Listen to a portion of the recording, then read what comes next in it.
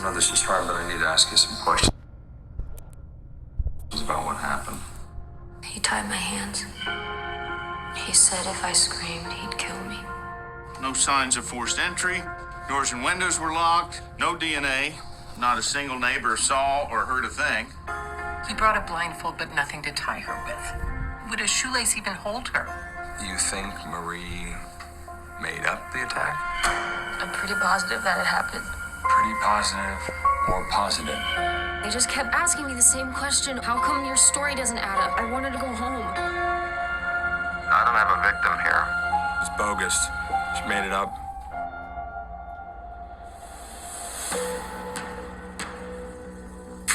We're on the scene of a violent attack.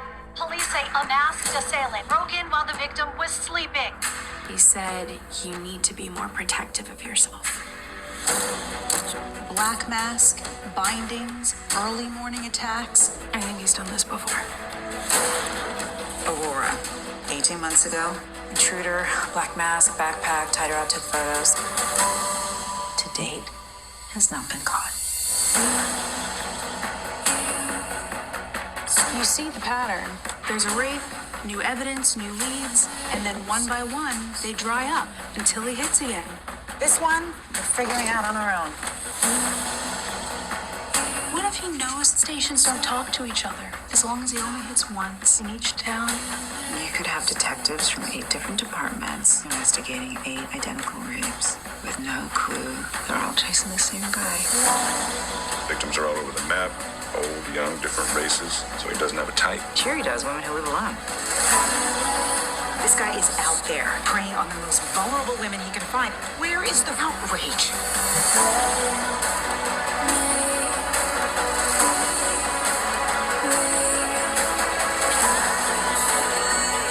This is not something people get over. This is something they carry with them forever.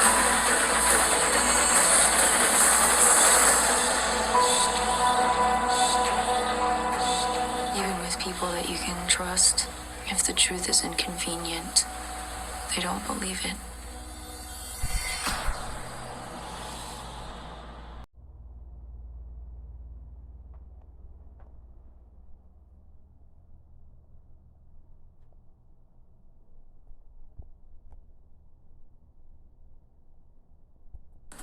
Let me guess. Those are case numbers from every rape that's happened in the county? State. Within the last 3 years? 5. Bitch, you are on your game.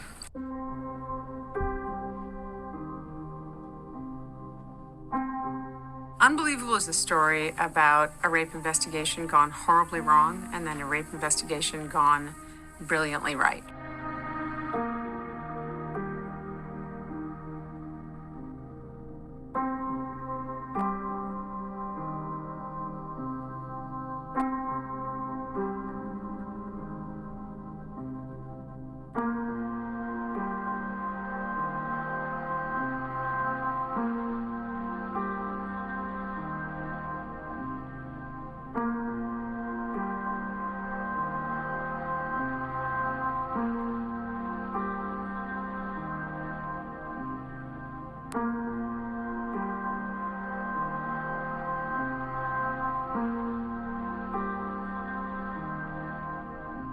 In Marie's case, she got interviewed several times, and I think it was almost like she was being attacked over and over again.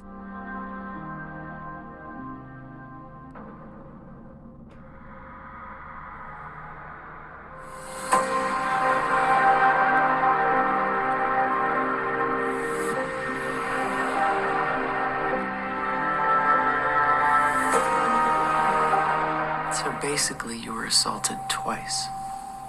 Once by your attacker, then again by the police. I guess. I am so sorry, Marie. It's not your fault. It's brave of you to revisit it. That's not easy. Thank you for trusting me.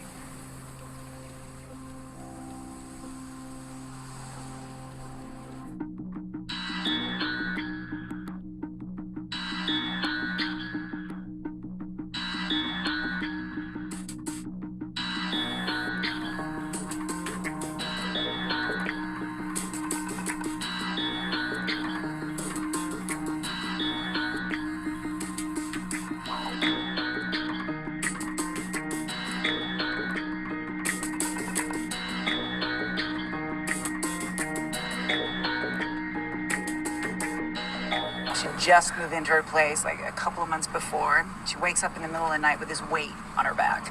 It's a man on top of her, pins her arms, tells her he's got a gun, he's gonna use it if she gives him any trouble. When was this? 22nd, about a month ago. He proceeds to rape her for 3 hours, on and off. I mean... Same thing with my victim. Stopping and starting for 4 hours. Huh.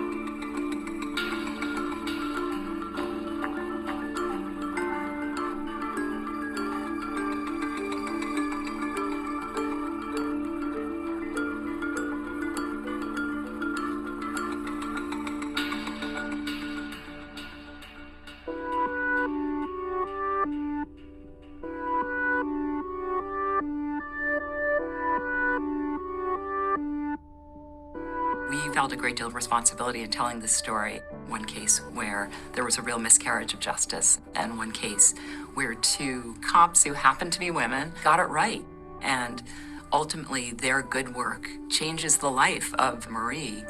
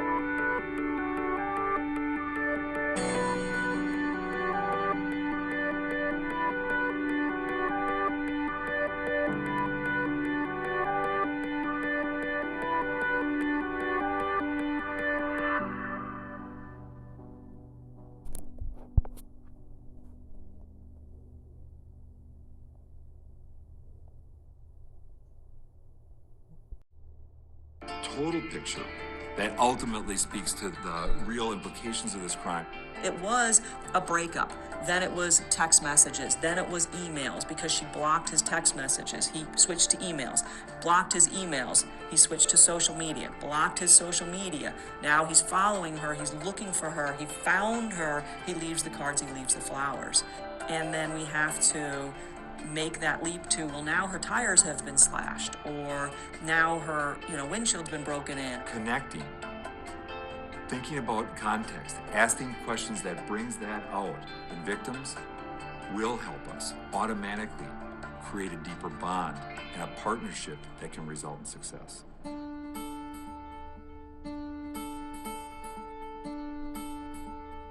One of the things that's really unique about stalking is it does vary greatly from state to state. It becomes important to recognize the laws, what the elements of the crime of stalking is in your community.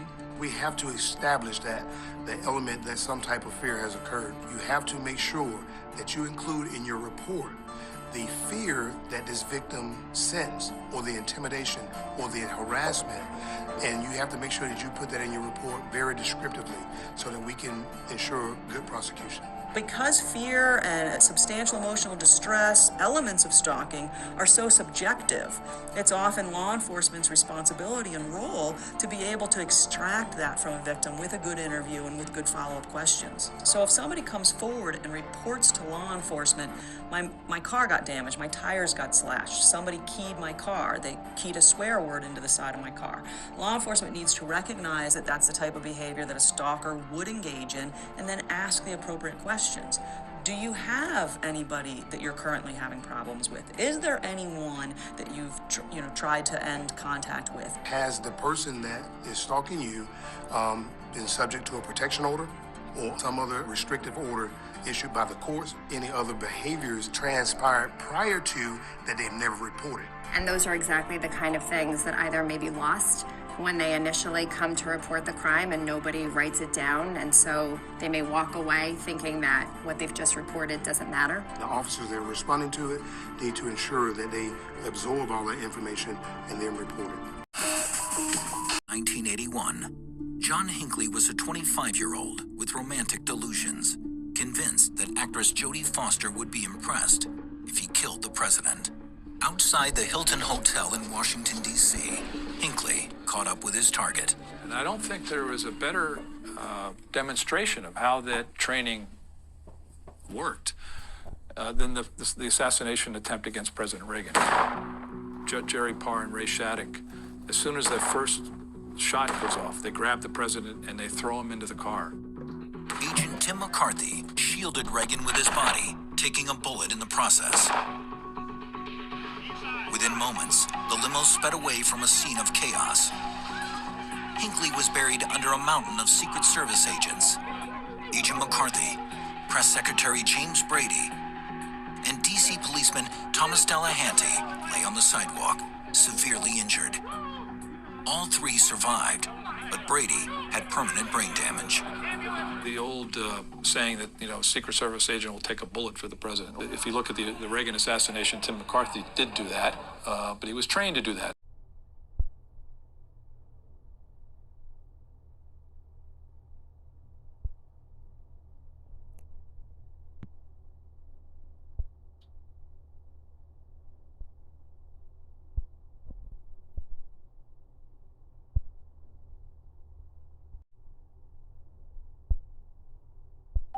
We basically almost lost 2 officers in this whole deal.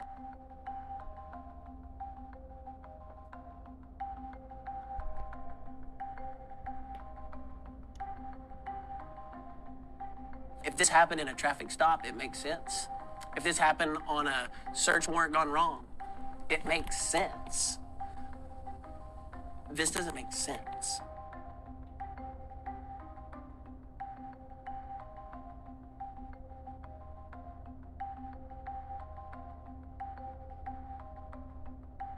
It's really sad because I work here at the convenience store. I've known both of them. They both come in and get coffee, and they're both really nice. Like, I would have never thought it would have happened. They would come in together. They always seemed like they were pretty close to me. I just think it's sad. Should be praying for their families. Those are shoes that we can't fill. Nobody can. I've been doing this for a very long time, and I've never received a phone call even close to this. We'll try to put the pieces together as best we can and see what tomorrow leads to us.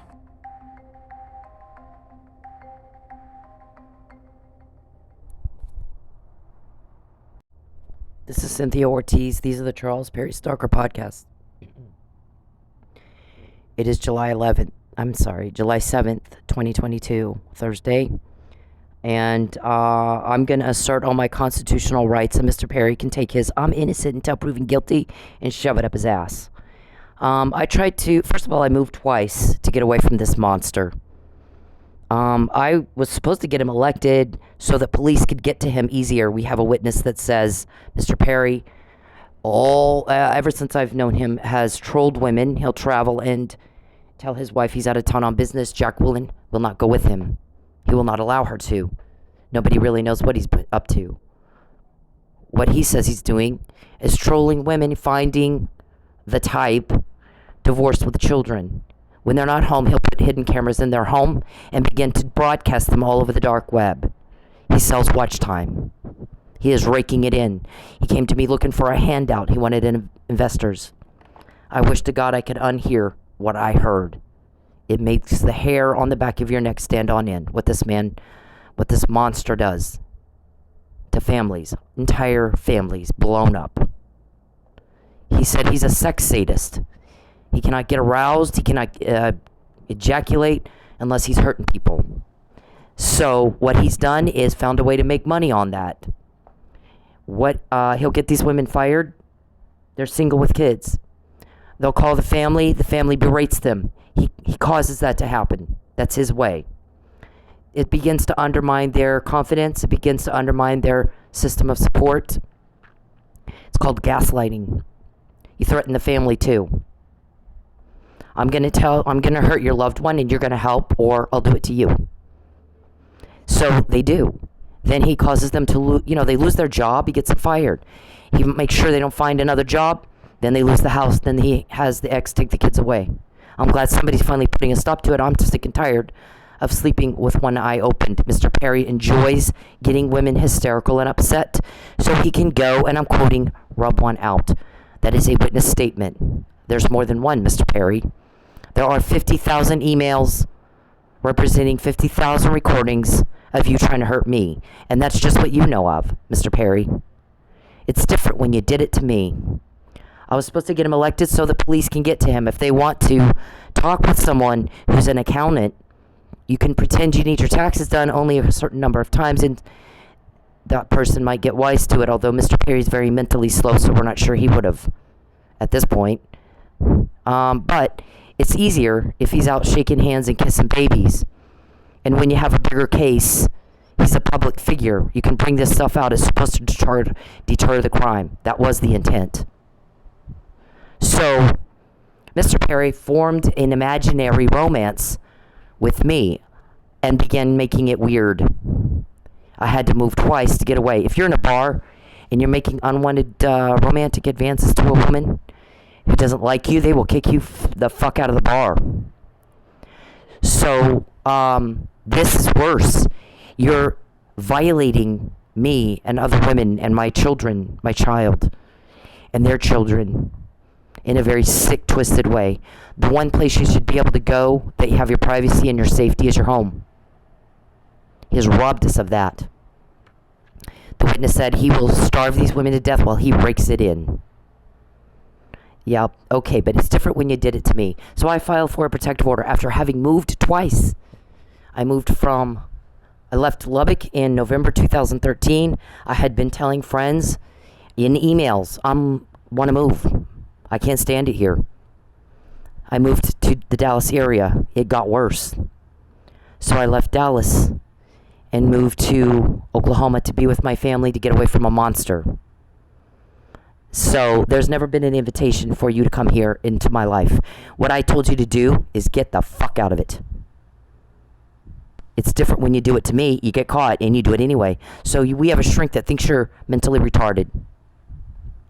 This was my attempt to get a protective order. I had an attorney. She sucked, by the way. So at no time did she ever ask me what exactly. We need to point out some specific incidents that he's done to you in Oklahoma. And at the time I hadn't been to law school, still haven't, but because of Mr. Perry called every attorney I contacted to ask for help, and then this one may have actually been on his payroll. I did it myself. Now I understand jurisdiction. Then I didn't. So that was problem number one. Problem number two is I filed a police report with Sapulpa, and I brought the case number and the officer's name, but I forgot the actual report. So number two reason says you were not in compliance with this statute here, held in Marler versus Clower. You must bring a police report to court. Then Mr. Robertson comes to my work. Perry hires the hitman. You will recant your claims that you are being stalked, or I will put you in the lake. That is witness tampering. That is coercion. My testimony was on this court docket right there. I'm not changing it. I can't stand Mr. Perry. He was a job. So, stalking is a felony in the state of Oklahoma. Voyeurism is too. You're a sex offender. You want to sue me for defamation? Do it. I dare you. Do it, Mr. Perry. I hear you have talked about that. If those recordings are true, do it. I dare you. I sued you 3 times. You had 3 chances, sir, to allow a normal, fair court proceeding in which to prove I'm lying. And what you did instead, in all 3, is you went into court ex parte, you lied, you committed perjury, and you got my claims dismissed. I wasn't there. My evidence has never been seen by a judge or a jury. There's not been a fair court proceeding. So, you got 7 fraud cases open against you. I hope you're happy. You win. So you have to have a police report. I'm getting sick. Now they decide to kill me. I had, I had to give up my career in political consulting. I was a soccer mom. I had to go dance in a strip club. But guess what? A lot of crime you can catch in a strip club, right? Especially when the stalker comes right to you. The bad guy comes right to you and he won't leave. So this was part of that. Am I that good or is he that stupid? I'm giving you arsenic. I was getting sick. These guys would come in, buy me a drink. That's part of how we made money, selling drinks. I would have to go on stage or dollar dances or the restroom, come back, take a sip. I'd get an immediate screaming headache, nauseous, vomit. I was vomiting.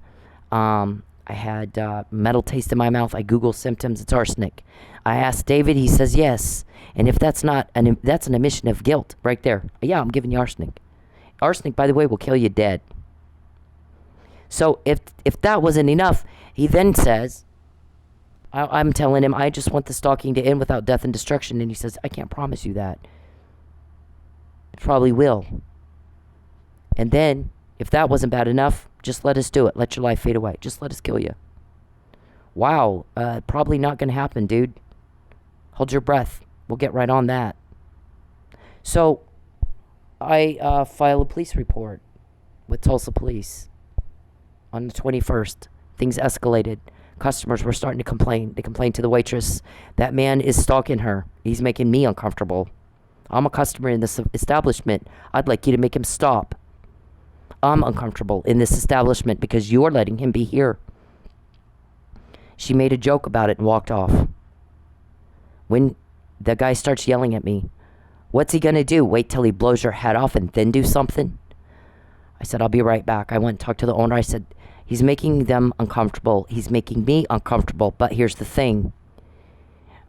That's the intent. What I'd like you to do instead of kicking him out, because we want to minimize it as much as possible. We're trying to ignore as much as we can ignore. Have the waitress tell him to cut it the fuck out. And leave it at that. They end up throwing him out. There's video surveillance of all of that. Where you can see the customers and I talking. You can see them talking to the waitress. You can see me get up and walk back and talk to the owner. And then you can see them kicking him out. So I list that in my police report of 1/21, 2016. Please remember, during all this, my granddaddy was a police officer, was a chief of police in the town where I grew up. My great-granddad was captain of detectives. My dad was a police officer. My great-great-granddad was a Texas Marshal. So remember, I'm raised in 4 generations of law enforcement. 4. There's already an ongoing investigation. That's a need to know. I'm not even allowed to say there is such a thing. And there's this to Tulsa Police. And guess what happens? They give it right over to the offender. Is that what they said on connecting the dots a police officer is supposed to do? It's not. That was a huge fail. So, what do you know? It goes right over to the offender, who then goes into court and lies and says, a false police report has been filed up against me, and it was political motivated, with no evidence of a political vendetta. There's no arguments between Mr. Perry and myself. I helped him get elected. There's nothing mentioned in any text, in any email, in anything, social media, nothing. As to an issue I would have been mad about politically, I helped him get elected. He imagined it, or he's unable to identify his legislative duties or what state he legislates in. I live in Oklahoma now. He doesn't matter. How many of you wring your hands over what some little small town podunk nobody elected official in a state where you don't live does legislatively?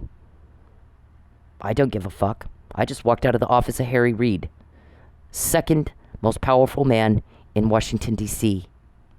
Mr. Perry didn't mean fuck to me. I helped him get elected. He got elected because of me. Because police wanted to get him. They wanted to go to him and talk to him. They wanted to be able to do that without him knowing there were cops. They wanted to be able to bring some of the things out that they have found. While they complete this, there's a lot of people in this bullshit he's doing. And so we need to be able to do that to deter the crime. Make him a public figure so we can say, here's what we found that he's doing to women and children. It is egregious, it is sick, and it will make the hair on the back of your neck stand on end. When you have a camera in a woman's home against her will, and you're filming her kids and selling that on the dark web, you are committing child pornography. You're a sex offender. You're a creepy little fuck. So, to shut me up, because we're finding all that, he does this. By law, I had to file this report. There was no evidence collected because you obstructed justice. By physical force, you prevented and delayed my reporting of your crime. Title 18 of the United States Code 1512 and 1513 protects me from you doing that. Retaliating, preventing the reporting of your crime. When a crime is reported, being that I'm raised in 4 generations of law enforcement, I know this. You have to properly collect the evidence. You bag it, tag it, list it on the evidence log, and it has to be investigated by police. Any determination made based on evidence, Mr. Freaky Jason, serial killer. This right here happened on the 21st. Whoever at Tulsa Police then gave my report to the offender. I've not brought this out much. I've not said a lot about it. You had 6 years to straighten this out. And instead, you got a cop killed. What if it was your kids that had to live without dad? What if it's your son that had to explain, my dad is been convicted of a murder he didn't do? There's no possible way he could have done it. Why was Ty Buttram and Chiefred Lee not in that courtroom to be heard by that jury? Didn't make any sense. Because they wanted to get it right when you failed. The blood is on your hands. I'm sorry. I could have sued you. I didn't. You know what I decided? I'm going to show you how to do this right. Barney Fife. Or corrupt piece of shit. Whichever one you are. I don't even know your name. I don't even care. I didn't sue you. I'm going to show you how to do it right. Because we are about preserving life. Depraved indifference to human life is a crime in Oklahoma. Dereliction of duty. Have you read the Law Enforcement Code of Ethics? Read it. You need to read it. If you can't live it, get out of law enforcement, damn it. Get out of it. The citizens of Oklahoma deserve your best. And if you can't do your best, get out of it. Don't take our money. You want to take Charles's money, take Charles's money, but don't take ours too. We put a roof over your head and a car in your driveway so that we're safe. And you fucked up, and you fucked up big when you did this. So what happened is, there was no, in other words, in order to have gotten this signed by Judge Hanson, also failed. Judge Hanson should have made Mr. Perry prove that there was a proper police investigation to show that it was a false report and that it was politically motivated. Where's the evidence of the political vendetta that you imagined? Or are you unable to identify your legislative duties and what state you legislate in? There's nothing, sir.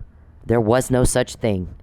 I had no beef with you politically. I helped you get elected. All my clients were pro-life.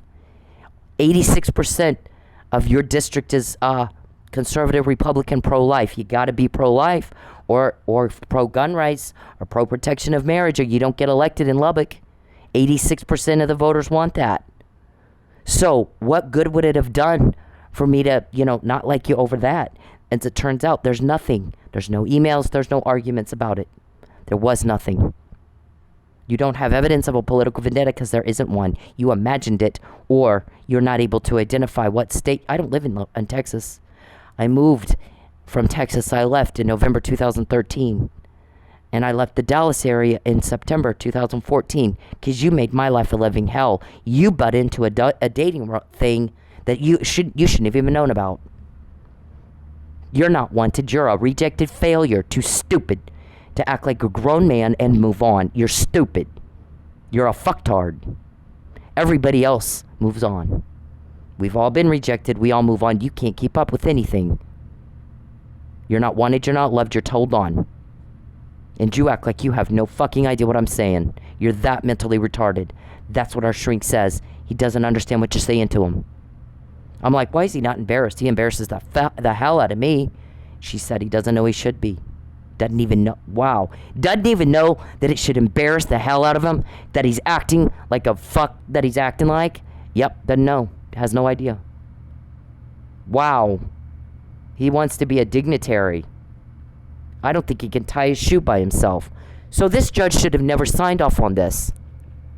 First, I got to have evidence that there was an actual false report taken, and then I got to have evidence that it was political. Filing a false police report in retaliation for a public doing his job as a senator. And Josh Burson should have asked for that, demanded it. I need evidence. I need emails. I need something where there's a political argument between the two of you.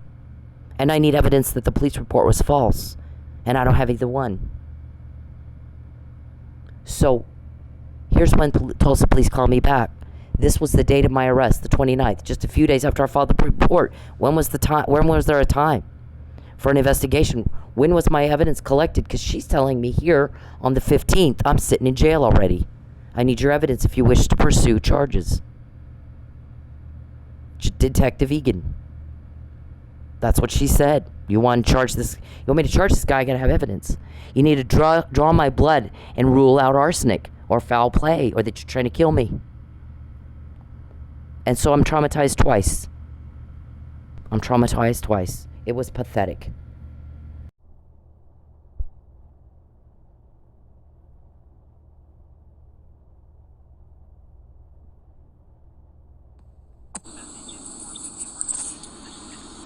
With Tulsa Police. Cynthia, I'm looking at the report that you made on harassment and stalking, and need to speak with you concerning the report. I need to get some more details, and probably need to look at your phone for the text messages if you're wanting to pursue this. You can reach me at 918-596-2824, and just give me a call, and we'll set up a date and time for me to talk with you. Again, my number is 918-596-2824. To begin with Tulsa Police, Cynthia, I'm looking at the report that you made on harassment and stalking, and need to speak with you concerning the report. I need to get some more details, and probably need to look at your phone for the text messages if you're wanting to pursue this. You can reach me at 918-596-2824, and just give me a call, and we'll set up a date and time for. So before that, on October 29, 2015, I'm telling Mike's husband he wants to arrange a false arrest. He obstructed justice, he destroyed my evidence, and he perjured himself to harass me, to subjugate, to make me change my story that he's a stalker. And so that was the first time he's did something that we have on court record now. This is perjury, and you did it, and I sued. But what he did in the civil lawsuits was worse. It was actually worse, even for him. So let me look at that. So you can see here, before I even filed that police report on the 21st of January, 2016, I'm telling somebody, because I'm getting threatened. False arrest and death every fucking day. It's not going to make him not a stalker if he kills me or false arrests me. He has been threatening that. He wants me false arrested. He's going to coerce me. That's what this whole email is about. And this, Judge McNamara was in juvenile court. He wanted to do the same thing to my child. So after I sent this, he backed off on going at my kid, but he still went at me. While I'm in jail, he decides he has a meeting. What we're going to do is send her home, make her think she's okay, it's going to be okay, and we're going to harass the hell out of her. And when she tells on us, we'll say she's harassing us, which they did in my civil suit in Lubbock.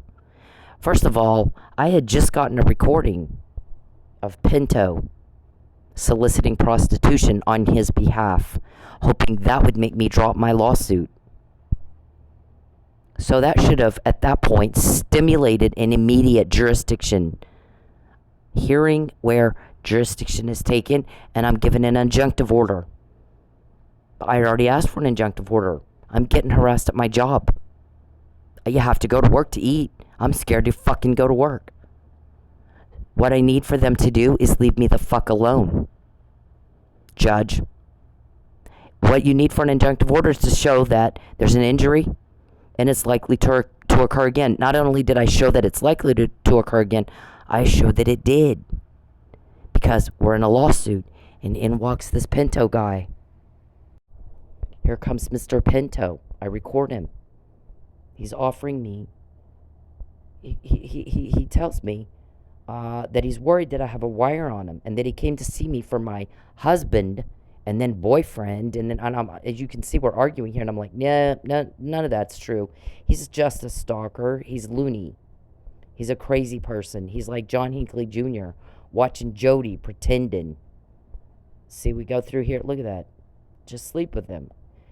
He'll pay you $5,000, and I'm like, ew. I don't think so. See? Spend 2 hours and be creeped out by him. I'm like, yeah, no. I don't think so.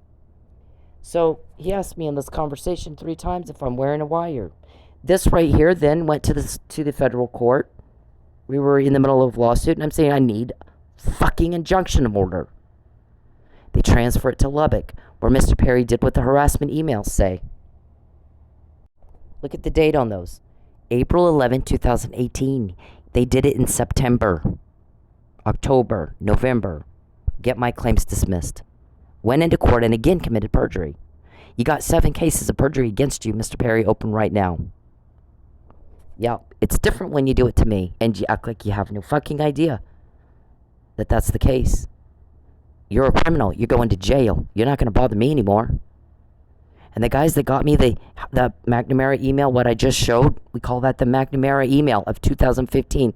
October 29, 2015, months way before you actually did the false arrest. I'm telling everybody I'm getting threatened with false arrest by a stalker who can't fucking get a real date.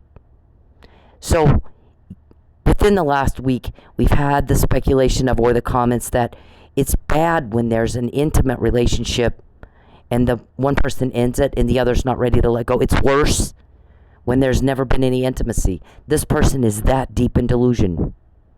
There's never been a date. There's nothing. And Mr. Perry, when we say that, we're talking to law enforcement. Law enforcement, this is the mindset of the criminal in your jurisdiction or in the state of Oklahoma who's coming across state line to stalk a woman, witness tamper, kill cops, then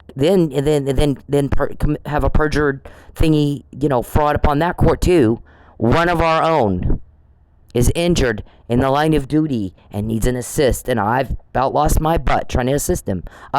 Where I grew up, you don't do that. You don't leave someone behind. If there's shootings, the day we had the Tulsa shooting, everybody got commended. Oh, they ran right into it, right into the danger to save lives. And where are you now? I ran right into the danger because Mr. Neely could not have done what he's accused of doing. And there's a reason that Ty Buttram and Chief Ridley said, this doesn't seem right. I'm confused. It doesn't make sense. They weren't fighting. Why weren't they on the stand for Mike? Why weren't they? Why were they not? So, Mr. Perry, look at the dates on this, you delusional whack job. Somebody who's never been in an intimate relationship with another person and they refuse to fuck off when they're told to fuck off has even more delusional problems. Because if there was something real, then at least they can say, well, we dated and then that person ended it and I just can't let go. It's worse when there was never anything. And they've imagined something and they're shoving their delusion down everybody else's throat until we're barfing on it every day. And you think abuse and starvation and torment and torture of women and kids is going to get you a date. And you're wacky. And you know that. You know you're wacky. You just don't know that you should be embarrassed by your wacky. So this thing, they did. They did it twice. In civil court. They've tried to do it in criminal court. So what are you going to do? I'm going, well, I did tell you. I did say way before. Just like the McNamara email, there's this. Way before. You did exactly what you were recorded talking about. 50,000 emails representing 50,000 recordings of you trying to commit a crime against me. in the forum state of Oklahoma. Laws are in place to protect us from loss and injury by whack jobs like you. Tulsa police, had you not given my police report over to the offender, had you prosecuted the obstruction of justice and the loss of my evidence, you can't say that they weren't trying to kill me because nobody got my blood to see. I can say I was being given something because I'm taking a drink and I'm getting sick right after that. Had never happened to me before, hadn't happened to me since. Just during that period of time between October and my false arrest, I'm getting very sick. I went and bought charcoal. That receipt's on the docket. Everybody, some of you guys, you want me to say the thing in the podcast. Why don't you go look on the docket? Be a cop. Do your own research. I'm tired of having to get my puppets and crayons out and finger paints for y'all. You need to keep up with me. I'm not slowing down for you. So there's this. Then it was my car in Manford. I'm going to take her car. It's not legal, but I'm going to have it towed and sold before she figures that out. You were recorded, which that's part of the 50,000 recordings of you, sir. Did you see the connecting the dots thing? Yep. And then there's this. A brick is thrown at me on the freeway. I went out a different way or it would have hit me in the head. Because I went out a different way, it delayed me about a minute or two and hit the asphalt and popped up under my car and cracked the engine in two. So I get a new car.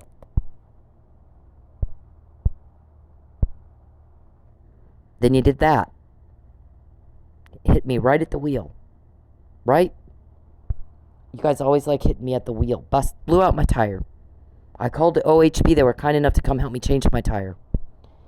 And then you did that. Can't let her go to Manford for the 4th of July. That happened on the 3rd of July. She might talk to Chief Ridley about what she knows about what we did to Lucky and Mike. And then you did that. Did it again. You had the Duvals do it. And then there's this. You did it again. We needed to call Tulsa police. Why? Why'd you need me to call? The guy jumps out of his car. Call the cops. No. They're busy. So am I. Walk it in. Walk into their office and file the report. I have shit to do, and so do they. I'm not bleeding. We don't call patrol and take patrol's time away from more important things over your little fucking scuff. Now, I want you to send me via text a picture of your vehicle. And he never did. You know why? Because the damage on his car is on his bumper. He was claiming I backed into him. Well, it's kind of hard to back into somebody's bumper with the side of your car. But he was looking at going at that tire again. Now, as it turns out, he missed. This right here is what he hit. You can see it right there. This right here was what I did when I was backing into a space and I accidentally scraped the garbage thingy and months before. But he tried. Look where he hit me. Goes all the way across there. So in 3 years, November or August 2019 to now, my car's been hit 5 times in 3 years. And then there's this vandalism reported to Officer Michael Neely of Manford Police. They got in my car. They have a key. They get a key from the dealer for every car I've had. They take the tail lights out, hoping I'll get pulled over. I've been called. They took your tail lights out, change it out. Go look. Fix it before they do something to you. And now there's this. It might be a stalker, it might not. That's your job to figure out. It's, by the way, that same powder's all over this room. 4 doors down from me. Officer Neely then tells Matt Powell, I cannot do this harassment thing you guys want me to do because I don't think it's a coincidence that powder's all over the room. And we got David Robertson and his dynamic shot employees staying out here 3 doors down from her. So it looks fishy to me. I need to look into it further, but we're going out of town to a conference. When we get back, we'll deal with it. But the thing is, who got him to the conference? See, I get a text from the offender because 6 days after I made that report, the chief is murdered. Who got it? Do you know who got them over there to Pensacola so we could try to kill them, both of them? Wow. So this is evidence of premeditation right here. Who are the senator's victims? All the women and children. You want to know which ones we're talking? This is a spoofed account from Charles Perry, is what this is. First of all, I know that you've been subpoenaed to testify for Mike Neely. I'm going to tamper with you anyway. I'm going to ask you questions and find out what you're going to say in court. I'm the real offender. Premeditated murder of a police officer and attempted of the other one. And fraud upon another court. 4 of them, sir. 3 civil cases and 1 criminal. Murder trial of Police Chief Lucky Miller. Mike Neely's charged with something there's no way he could have done. It's not possible. You lured him there. This is what this says. This is what this tells me. You lured him there to do what you did. You did the same thing to him you did to me. You drugged us. We didn't die. You do a false arrest. Fraud upon the court. Perjury. You got 7 cases open against you right now, Mr. Perry, for perjury. I just want you to know that. So, do one more. I dare you. There's the taillight coming out. I changed out the taillight. Our guys call me. They took your taillight to have you pulled over. Go fix it. They wake me up. I had to get up, go outside and look. When you go out to your car, you get in and you drive off. They wake me up, go look. I had to go look. Sure shit, it was out. You have to have a key to get in the trunk. You have to have a key to get in the lights. And then you did it again recently. They did it again twice recently on May 7th. Also, because I said I don't call the cops unless I'm bleeding. The only time I call the cops in a car accident is when the tire went out. So what do? They take the tire out. Yep. So, but I didn't call. Why do you call the cops over that? Do you call well, connecting the dots says when somebody calls about car vandalism, you better pay attention. You got a problem. TPD. I went to you over being poisoned. I needed a blood draw so you could confirm or rule out arsenic. David said it's arsenic. Doesn't mean it was. What if it was something else? And if Mr. Perry did not poison me, I promise you, they would have made sure I was tested. And there would have been a big press conference. We had her tested. And she lied. See, there's nothing in our blood. But that's not what they did. Mr. Powell should have, at least when he had me false arrested, tested me then, because he has the legal obligation according to the ABA and Brady rules to properly collect the evidence. But he didn't do it because they knew they were testing me and they wanted that evidence destroyed. So they made sure there was no test. I didn't get a test. Guess what happened to Mike Neely? He's tested at the hospital after being given Narcan. He's found drugged.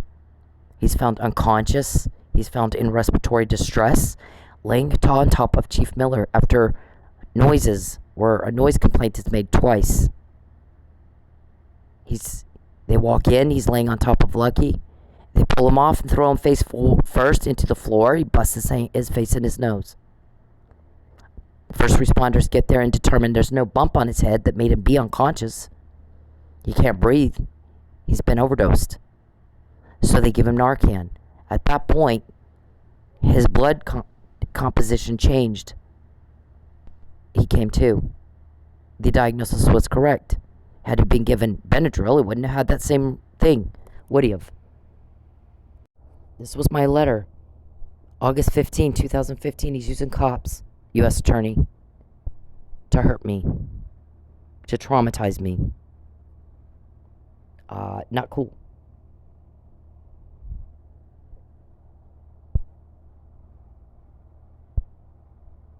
This was Lucky Miller. They said they wanted to get her on harassment, but it looked to us like it was the other way around. She didn't bother anybody. She didn't call us. They won't leave us the fuck alone. Matt Powell's constantly wanting her whereabouts. What's her address? You still are, and you stop. You stop. By law, they can't give you my address. Okay? I'm not even going to explain that. It's not your business. The allegations are stalking, hacking, peeping, and coercion, and witness tampering. Stop, Mr. Powell. You're in a lot of trouble, too. Let's look at it again. U.S. Attorney. He's using law enforcement to hurt me, to stalk me. You know how I know? 2 cops came into my work and told me. They said that we told them, no, we're not going to do that. That's not why we signed up to be police. But that doesn't mean he won't find a corrupt motherfucker that'll do it. Watch yourself. That stimulated this letter, Mr. Powell. Call again and ask for my address, I dare you. That's what this is. June 17, 2018, Mr. Powell got recorded calling Sapulpa Police. We need her address. Can we not get her address? Can we not get Ms. Ortiz's whereabouts? Wow, you did that a lot. You still do. Gets annoying. You're nagging. And then he mailed something to my legally protected address. That's on the docket too. This was done in Manford. So that's on the docket. You look it up. Mailed something right to me, to my house, Mr. Powell. You need to get a life. You're in a lot of trouble too. You didn't collect my evidence, so you had no intention of going to trial. And had they not been poisoning me, I promise you they would have demanded a blood test to show that. But instead, they made sure there was no blood test. You had no intention to go into trial because you knew the allegations against me were complete bullshit. You went into court and lied, and you've done it again and again and again ever since, haven't you? So how many fraud cases are open against you? Perjury cases are open against you, Mr. Powell? Do you know accessory after the fact on a first-degree murder of a cop? It's a problem for you also. Just saying.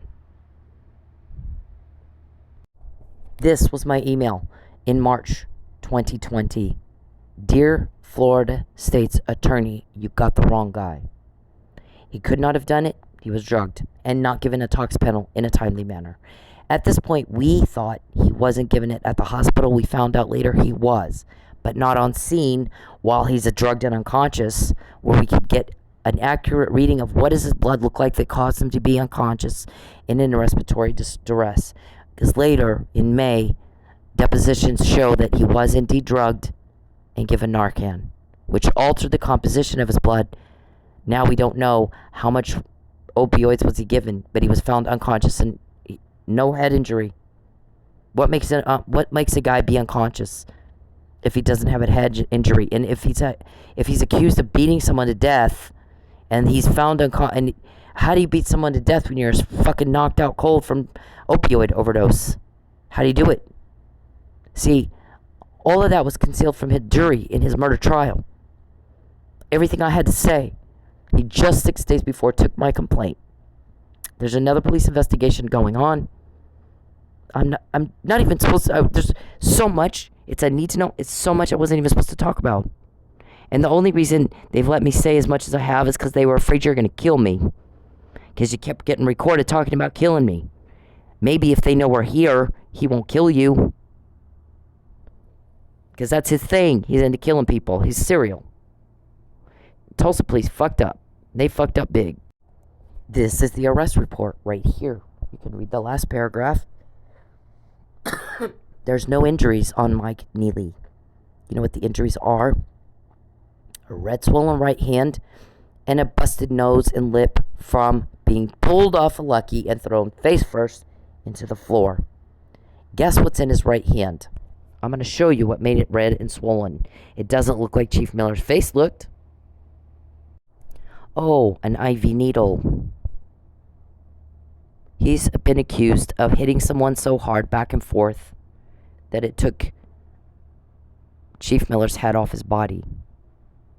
Does that look like that to you? In the arrest report, there's no injuries, but a busted nose and lip from being after second event. He's picked up off Chief Miller and thrown face first into the floor. And there's nothing on his hands.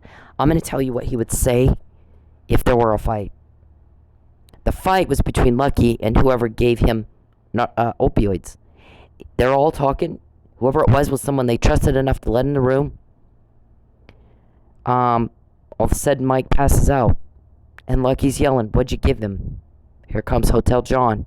Lucky opens the door, but Hotel John says he wouldn't open it wide enough for him to see anything but his face. Nobody saw Mike at this point. They don't know what condition he's in. And he says, "I'm trying to get my buddy calmed down. He's drunk." When do you know a drunk, angry drunk about to beat someone to death that's dead quiet? Nothing heard from Mike. I've not seen it. Have you? So he shuts the door, and then the fight ensues. Like he's pulled back into the corner where he's found dead. Very small space. If you're hit, you fall slumped. He's nice and neat, face up. Nice and neat, not slumped. Strangulation, blunt force trauma to the head, and internal decapitation. And he did that. And now he looks like that. And he did it while he's unconscious. He was heard like he was heard to have said, "Stop it, Mike." I'm going to tell you right now, there was no visual context to put with that utterance. He said, "Stop it," to the offender. Mike, calling out to him to see if he's okay, try to get him up. Yep. That's what happened. And nobody heard that part of it. Concealment of a material fact from the jury is perjury. Mr. Perry, you suborned perjury. I was supposed to testify, and you kept me from it, and I'm pissed about it. And now you want to force me out of Oklahoma? Wow. You see that? That means to the offender, fuck off. Now you got witness tampering. Now you got subornation of perjury, because concealment of a material fact that would change the outcome is perjury. Right? You need an attorney that knows how to fucking read. Let's starve her into a lie. Get her under a bridge. Take her car away from her. Make her go back to Texas where we can, and I'm quoting, do more to her. To witness tamper. You just saw the connecting of the dots of how these bullshit things end up being stalking. Right? Charles asks me every day, is it your mom? Is it your dad? Is it your kids? Is it your family leaking on me? Do you think I'm going to help you with your crime? I would like you to hold a press conference, and I want you to ask me in front of the whole world who you think your leaks are. Because the question in and of itself shows you how very bizarre and delusional Charles Perry is. That he would even ask that question. I'm not going to help you ruin my life. Why would I do that? You're a fucktard. You know that? That you would even ask me that question. And then they started. We can't get her kicked out because we'd steal all her money, like we've been doing. And she can't pay the rent because of the COVID moratorium, because she also has that too. So let's get her on smoking. And then that's dated 2/9. 2/15, they did it. Email after email after email. We have beforehand, and they know that, and they'll do it anyway. And then I'm like, well, I told you so. So what day am I guys going to pull the plug and you're gone? And we don't have to deal with this bullshit anymore. You and your drama and your problem causing and your trouble and your tragedy, gone. And Tulsa police, you re-traumatized me the same way they did to Marie. So when we're all on Dateline and they make a movie about this, then what are you going to say? How are you going to explain that? Because I promise you that's going to happen. This is a Dateline episode waiting to happen. My guys are going to pull the plug if you don't.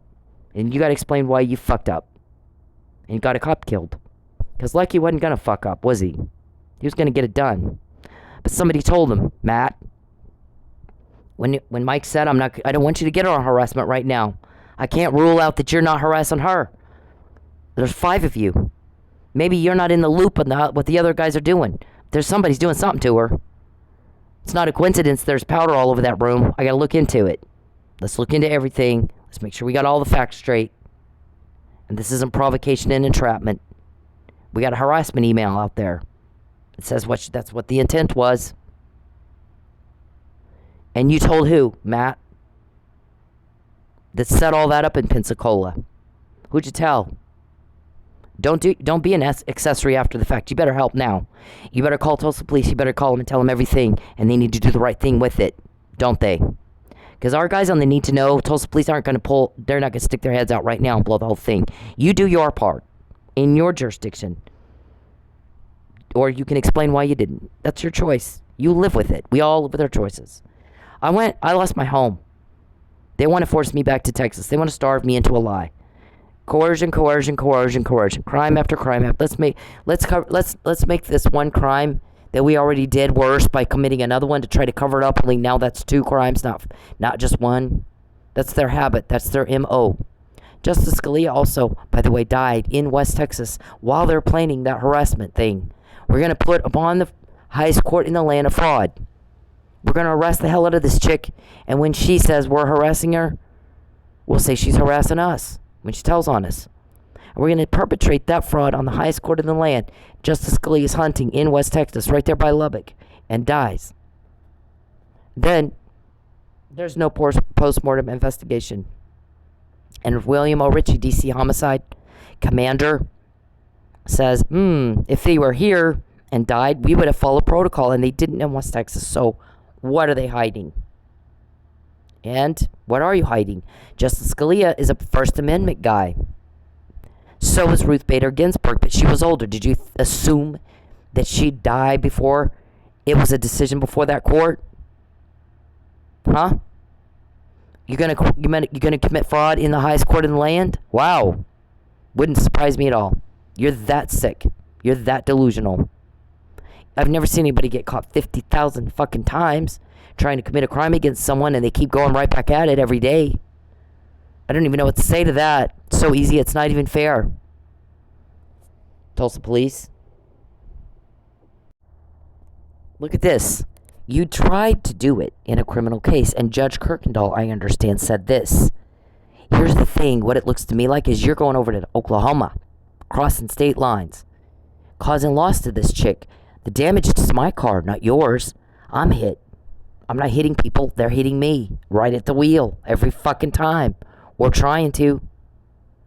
5 accidents in 3 years is fucked up.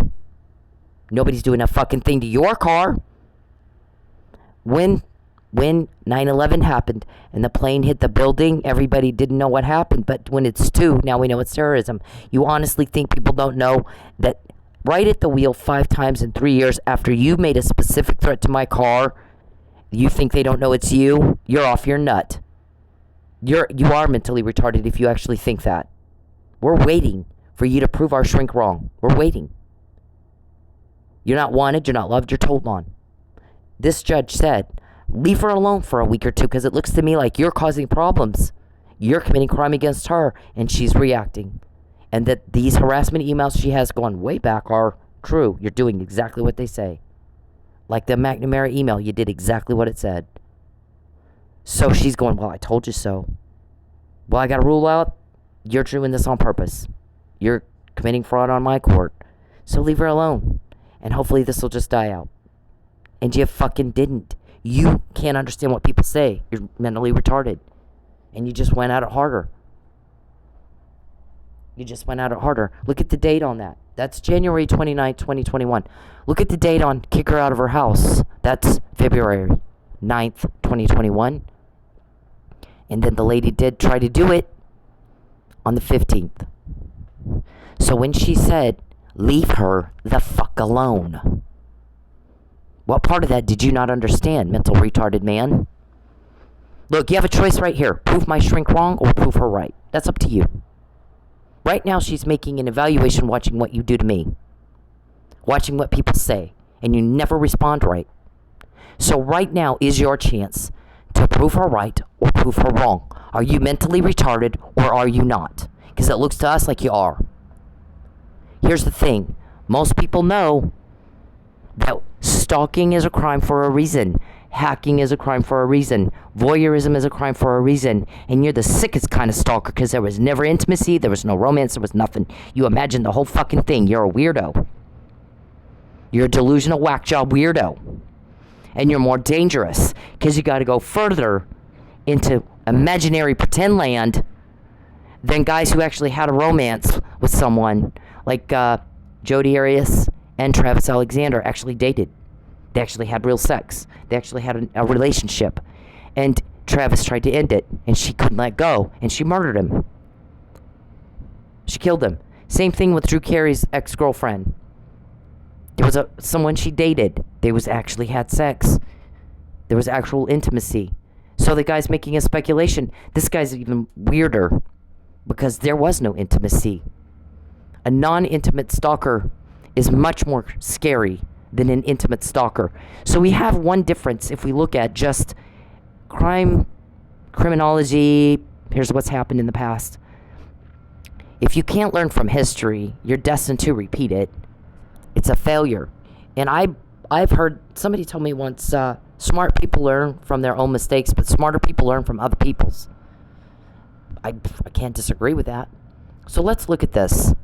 In what we're seeing come from these individuals who stalk and murder. 75%, by the way, of femicides were committed by stalkers. 75% of femicide victims were stalked first. That's pretty high, Tulsa police. So, I mean, if I didn't have police from somewhere else helping me, I would be dead. Mr. Perry, after I came to the Florida State's attorney and said, he didn't do it. You got the wrong guy. There's no evidence to indicate he could have. What planet do you live on, sir? Or how much did you get paid to be corrupt and cover this up? They tried to do it again. So I've been over that. I'm not going to go over it again. You're going to have to keep up with me. And I'll tell you what, Mr. Perry, everybody's sick and tired of me having to repeat myself. The same thing over and over and over. You need to write stuff down. You need to get a grip on reality. You need to control yourself. You need to go away and never contact me again, or they'll do it for you. The same guys that got me this, sir, they'll do it for you. And you will not like how they do it. You are not wanted, you're not loved, you're told on. You're a rejected failure, too stupid to figure out how to fucking move on like everybody else. You can't keep up with even normal people, much less be a dignitary, you stupid son of a bitch. You've hurt a lot of people and you've hurt them badly. And you are going to go to jail for that. I promise you. If TPD can't, there's a bigger case, they can get them all at once. Or TPD can step up and get the guys in their jurisdiction and move this along maybe a little faster. I want to talk to Mr. Perry. I want him to waive his right to counsel. He said he has questions. There's one way I'll answer those questions. You arrest him, you make him waive his right to counsel, and I'm going to go in and we're going to talk. And he's going to explain to me why he's doing what he's doing. And if there's a question I can answer, I'll try. I'll do my best. But there is no other way you're getting any answers to my questions at all, sir. There's a lady named Mary Beth. Who's Mary Beth and who's Monique? What did you do to Justice Scalia? What did you do to Lucky and Mike? You want to explain all that to me? I'm happy to hear it. After you waive your right to counsel. After you've been Mirandized, you waive your right to counsel. I'll go in and we'll talk. Do you understand? There's no other way. But you stop, because this right here means you're being stopped. And you're either fucked hard or you're not. You prove it by what you do. And that means you better fucking respond right to what I say. And that means when I say, I told you to leave me alone, or it'll be done for you. You get out or it'll be done for you. Then do it or not. But you got 50,000 of these emails that go with 50,000 recordings. And you're calling all around trying to find them so you can destroy them. And nobody's taking it because everybody's sick and tired of you. And your drama and your crime and your yick and your slime all over me. And everybody else. All you're the victims. Here's the thing, police. Your job. When I hear a cop say, why are you a cop? Oh, I love the adrenaline rush. Wrong answer. Wrong fucking answer. You know why you should become a cop? So that you can relieve suffering caused by crime. Tell victims you're safe now. You're safe. He can't hurt you again. We got the bad guy. That is why you're a cop. Power is in service. Power is in serving other people. And that is what my granddad did. And that is why his name is on the front door of the police department where he served as chief. Even to this day. And he went through something similar. A city councilman in Roswell, New Mexico was having an affair with his dispatcher and taking time away from police business. And he walked in and said, "Get the hell out of here. You have a wife. She's on the job. We have work to do. So it's time for you to go back to your office." And it pissed the guy off. He forms a committee on the city council to take over the police department. There were smear campaigns and all in the news against my granddad. My granny pulled all that out and showed it to me. I was young at the time. I was like 7. And so I didn't know what was going on. I remember seeing him looking very stressed. When I grow up, she pulls out the things. She goes, "I know you wanted to know what happened. I knew you knew something happened." Yeah, I knew. I would ask him, "What's wrong?" Here's what he was going through. There's this newspaper article, and they were awful. They were fucking awful. So he resigns. He becomes the GOP chairman of the Republican Party in Chaves County, and then county treasurer, and then city councilman, and helped get the fucking alien museums all set up. So needless to say, that has brought a shit ton of money into Roswell. That is my great granddad. Roswell Police Department Captain of Detectives L. Lyndon Jerome Hall. They were written about in Startling Detective magazine for solving a murder. And it looks like he should be on Joe Friday, whatever. So now you walk into Roswell Police Department, and on your left is a whole room with my granddad's name right there. His name is on that building to this day. They named the police department in his honor. Him and Judge Thompson. Judge Thompson was a chief, and then he was a judge. They were best friends, Mr. Thompson and my granddad. So there it is again. My granddad was honored for what he did. He went through hell. Believe me, it was awful. But guess what? At the end of the day, he's honored, and nobody knows who that other guy was. Nobody remembers who the fuck that guy was. And it was bad. I mean, it was bad. I saw the stress on his face, and I remember asking him what's wrong. My granny, when I grow up, pulls out these articles and shows them, and you're going, wow, oh my God, wow, over that? This guy reacted like that? What in the fuck? What in the fuck? What? Over sex weirdo problems or something. So that is what is to happen. Officers, police officers, you are there to protect and serve. Power is in service. When you come in, you tell somebody, I want to be a police officer because I like the adrenaline rush. There's something wrong with you. It is to relieve suffering caused by crime. It is to tell a victim, you're safe now. He can't hurt you again. When you are called, you just talked to somebody on the worst fucking day ever. People don't call the police to tell them, oh, I got a new job, or I just won $1 million at the casino. I mean, they're not calling you because something good happened. They're calling you because something horrible happened. And how you interact with victims is very important, and it says a lot about who you are. And your reason for being a police officer says a lot about your character and who you are as well. And what is law enforcement's job? To relieve suffering caused by crime. You're there to relieve the suffering caused by the crime. You can't do that if you don't stop it. We have a police officer down in need of assist, and I went right into the harm, and I suffered the loss of my home. I went a week without electricity and food. I'm getting punished. I very nearly ended up under a bridge not so long ago. What I'm telling you is, do your part.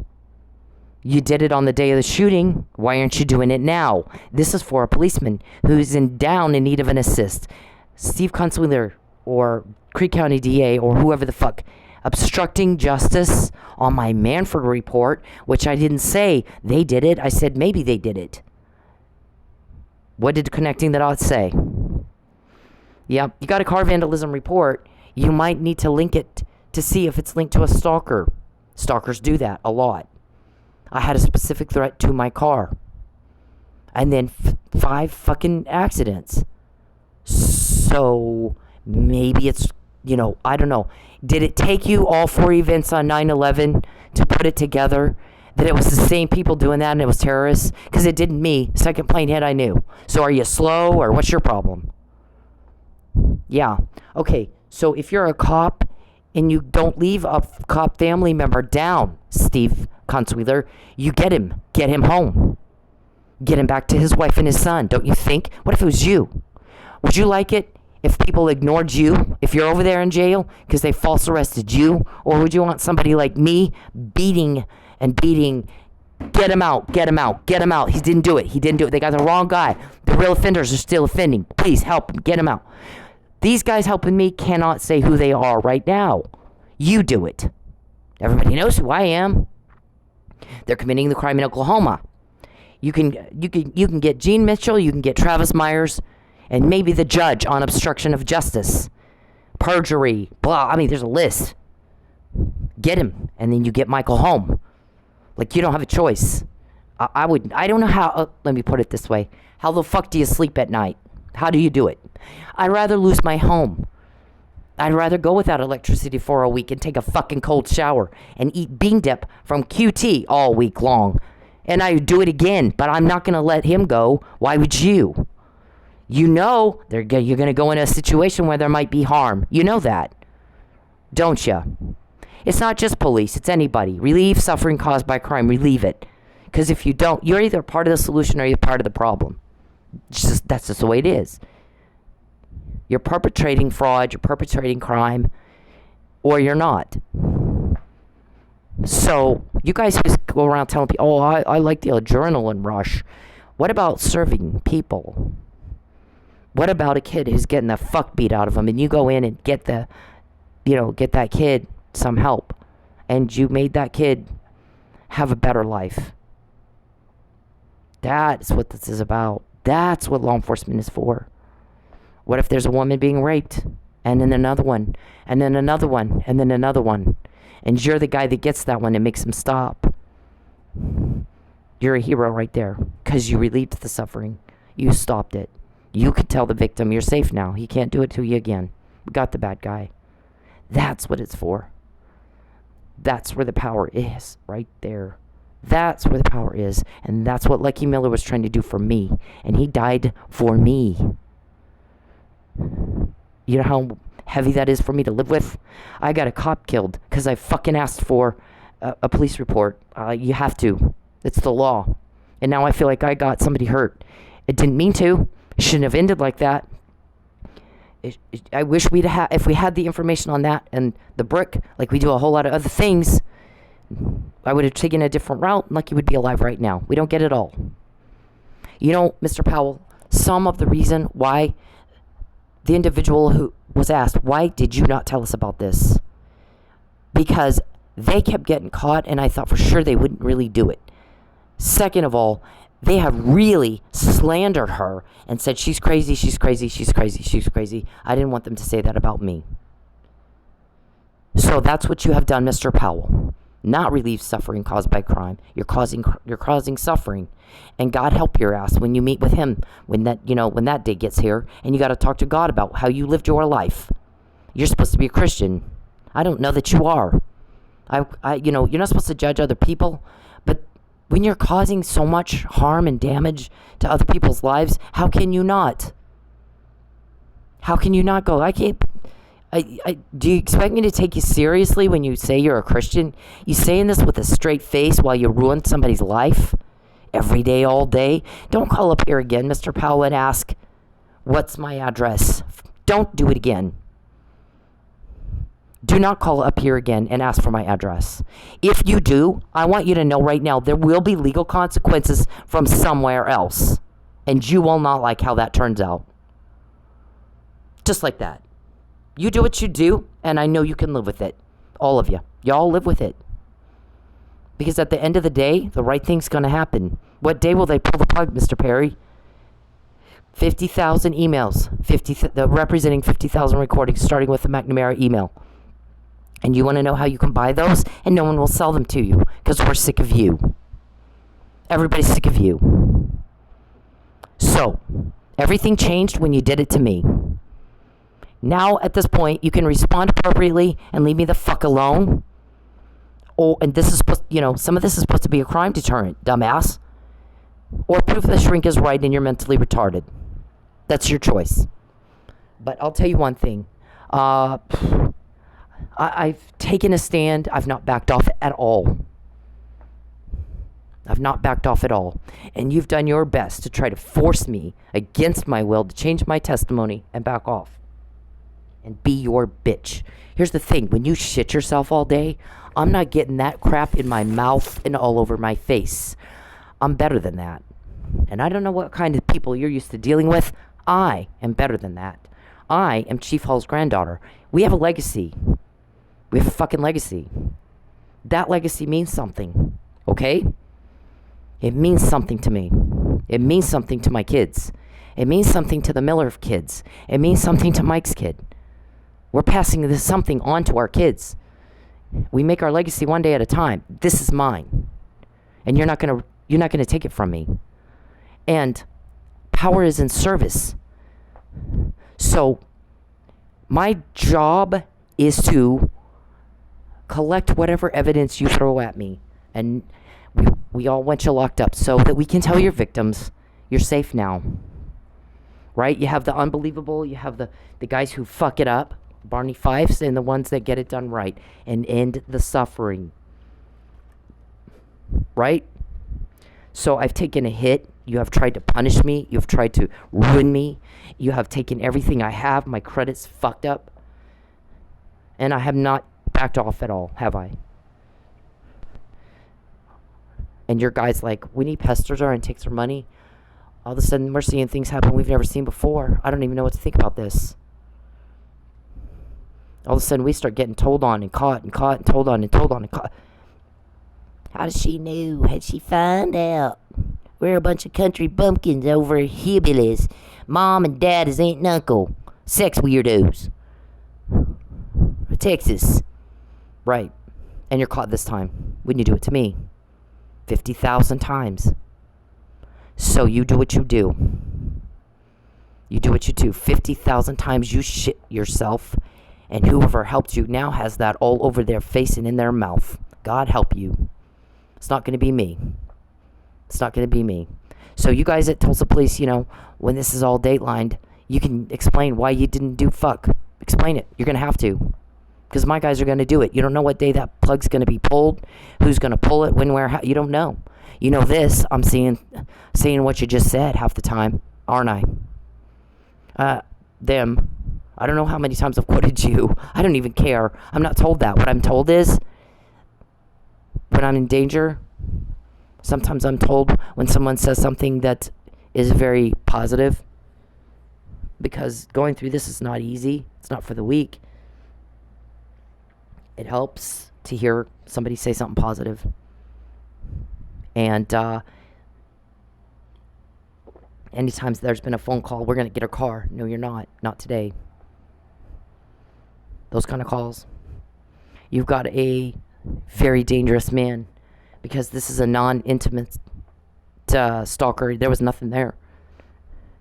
So he's very dangerous. It's more dangerous than the kind. Oh, what I was going to say. You have Jodi Arias and you have Drew Carey's ex-girlfriend, that both were murdered by their stalker. You have Teresa Saldana. You have Rebecca Schaefer. But there was one, the one with Jodie Foster, where he goes postal and he shoots a whole bunch of people. That's a non-intimacy type of deal. So what day is Perry going to do that too? Is he that whack job? He's going to go postal and the voices in his head tell him something. He's already killed a cop. He's already tried to kill 2. So what are the voices in his head going to say next? My guys have a bigger case. You got 5 people. Relieve the suffering caused by the crime. Why wouldn't you? Why the fuck wouldn't you? So at some point you're going to have to explain that. So write your script, write your speech. I mean, I've collected a whole lot of evidence. Everybody's seen it. But not the judge in a courtroom. 3 times I'm kept out of the courtroom.